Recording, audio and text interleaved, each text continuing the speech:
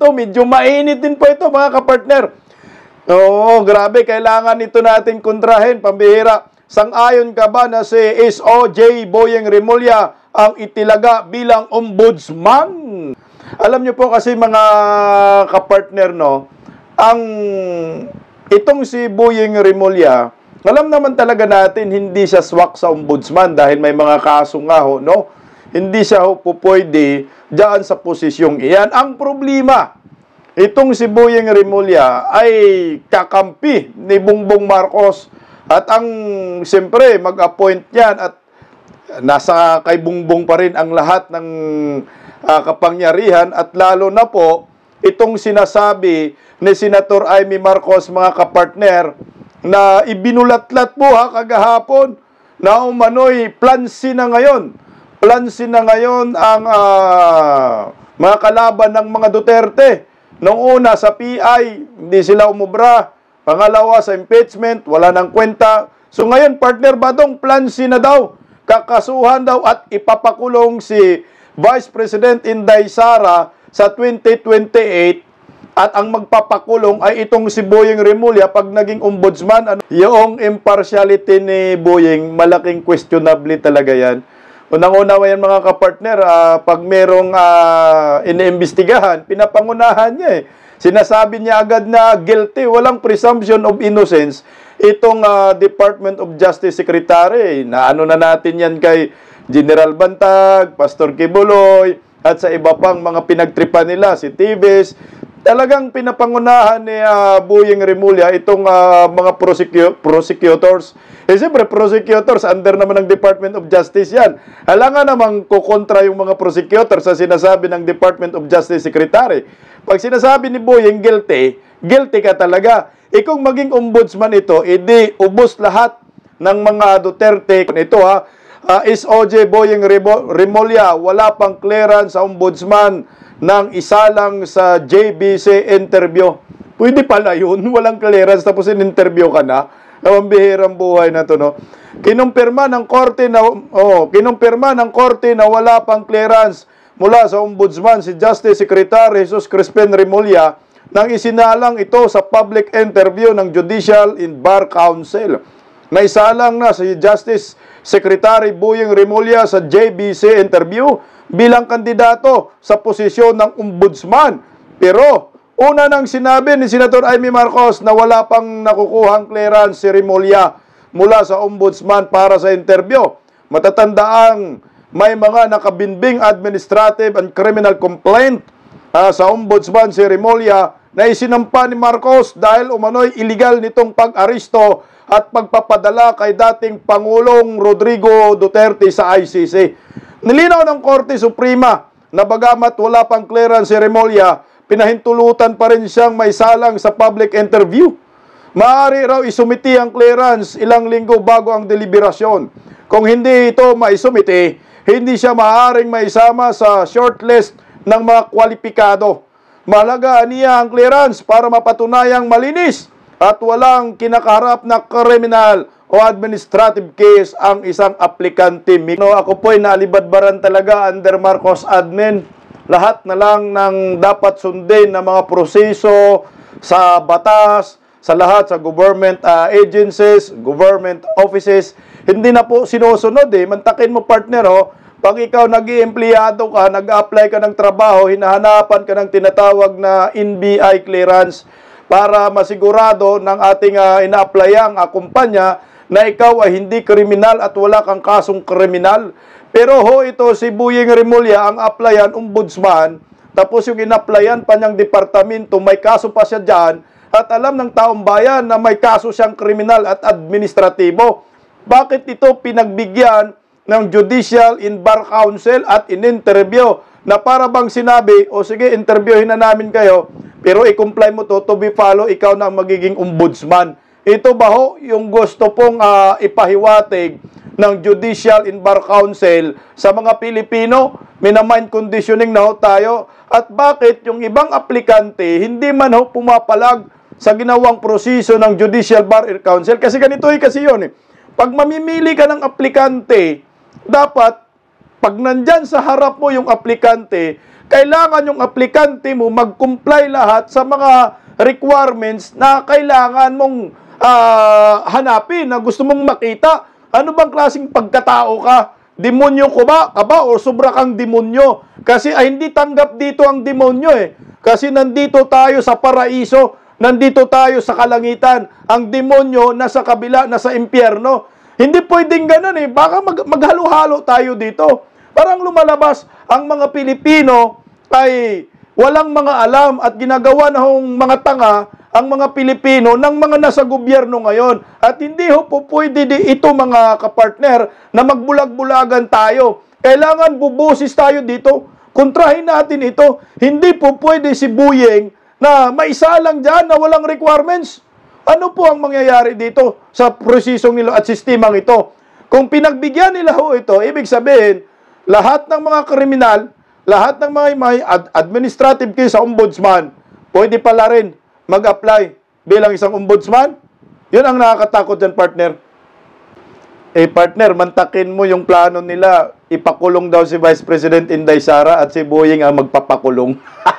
Ang bira naman itong nasa gobyerno ngayon. Masyado ng obses, masyado ng sakim, ang kakapal ng mga mukha, hindi na nahihiya, kung ano-ano na lang nasa isip para manatili sa kanilang posisyon sa gobyerno. Ayaw na yata nila mag-2028 election kasi nakita nila wala silang panama kay Vice President Inday Sara. Kaya ang ending plan C di umano ayon kay Jaime Marcos, ipapakulong bago mag-2028. Ito mga kapartner, ito diretso na tayo sa pinakamainit na usapin ngayon. Total, nabanggit naman natin. Ito, DPWH may special status sa budget process. Ilang senador pinuna ang proseso dahil sa posibleng korupsyon. Pinahayag ng Department of Budget and Management na may special na proseso ang Department of Public Works and Highways sa pagbuo ng National Expenditure Program o NEP. Sa halip na dumaan sa karaniwang pagsusuri ng DBM, direktang isinasama ng DPWH ang kanilang mga proyekto dahil umano sa kanilang expertise at mga tao sa ground level. Ngunit pinuna ito ng mga senador tulad ni na Senator Erwin Tulfo, Senator Win Gatchalian, matapos lumabas ang mga proyekto na magkakapariho ng halaga na 149.75 million. Hinati-hati lang at may kahina-hinalang detalye. Gate ni Gatchalian, ang ganitong special treatment ay nagiging ugat ng korupsyon dahil nilalampasan ito ang sariling patakaran ng DBM sa pagiging shovel-ready ng mga proyekto. Binanggit din ang mga red flags gaya ng duplicate projects, walang malinaw na plano, station numbers at mga item na inuulit taon-taon. Pinahiwatig ni Tulfo na maaaring ito ay kalintulad ng pork barrel insertions.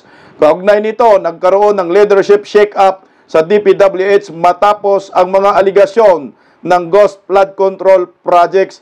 Mga kapartner, nandyan sa comment section, sa tingin ninyo, dapat bang alisin ng DBM ang special status ng DPWH sa budget process upang masiguro ang transparency at mabawasan ang posibilidad na korupsyon?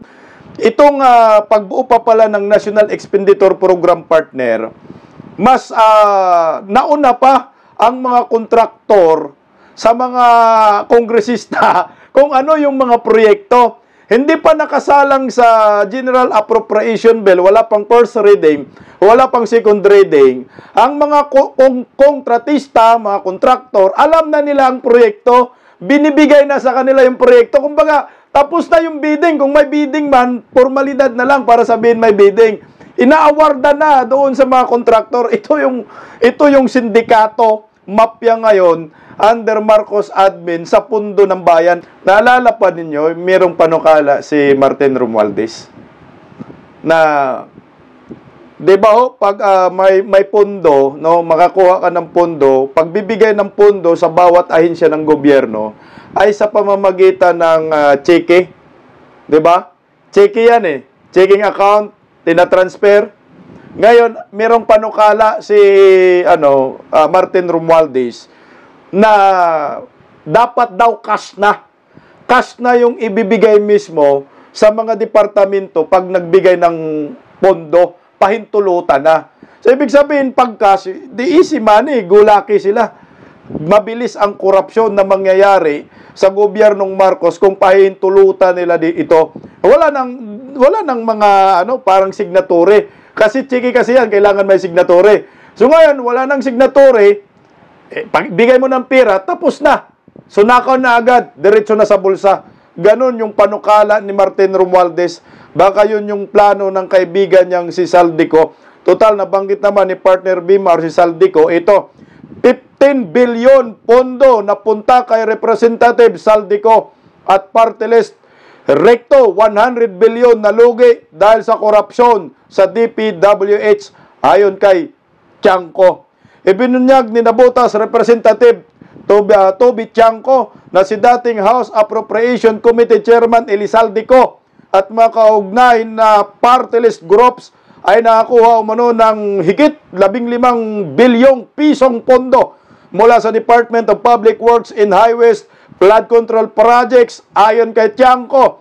Kabilang dito ang 2.295 billion pesos para sa Ako Bicol Party List, 2.064 billion para sa BHW Party List at 13 billion pesos direkta kay Ko sana all. Tinukoy rin ni Ko bilang may-ari ng Sandwich Construction, isa sa mga kontratista na nakakuha ng malaking bahagi ng flood control projects sa nakalipas na 3 taon na nanawagan si Tiangco na ipatawag si Ko bilang resource person sa investigasyon sa Kongreso upang masagot ang mga paratang. Samantala, sinabi ni Finance Secretary Ralph Recto sa Senado na higit 100 billion pesos ang nalugi mula 2023 dahil sa korupsyon sa DPWH projects na nagdulot ng mabagal na paglago ng ekonomiya at pagkawala ng libo-libong trabaho. Aniya, kung nagamit ng tama ang pondo, mas mataas sana ang gross domestic product growth ng bansa at mas maraming trabaho ang malikha. Tanong, sa inyong palagay, dapat bang obligahin si Representative Saldico na humarap at sa investigasyon at sumagot sa mga paratang upang ipakita na walang sacred cows sa laban kontra korupsyon? Pag lumutang si Saldico kasi dyan sa Kongreso, damay dyan si Tambaloslos. Lahat sila damay-damay dyan. Actually, hindi lang naman partner si Saldico ang pinapatawag. Pati sa Senate, si Grispo, pinapatawag din ho nila. Ang problema, hindi nga po magmamaterialize kasi nga, kumukontra itong mga kakampi ni Martin Romualdez dyan sa Kongreso. Kasi pag lumabas talaga yan si Saldico sa Kongreso, talagang mapipiga siya dyan ni Kung Ungab, Toby Tiangco, at talagang gigisahin dyan si Saldico. Pero kung ako naman Saldico, kung wala talaga akong kinalaman sa mga illegal na mga insertion, budget insertion, lumabas ako at magpaliwanag ako. Kung hindi siya yung pinaka-guilty, hindi ikanta niya yung the most guilty para malaman ng taong bayan kung sino talaga yung busog na busog sa kaban ng bayan. Mantakin mo partner, no?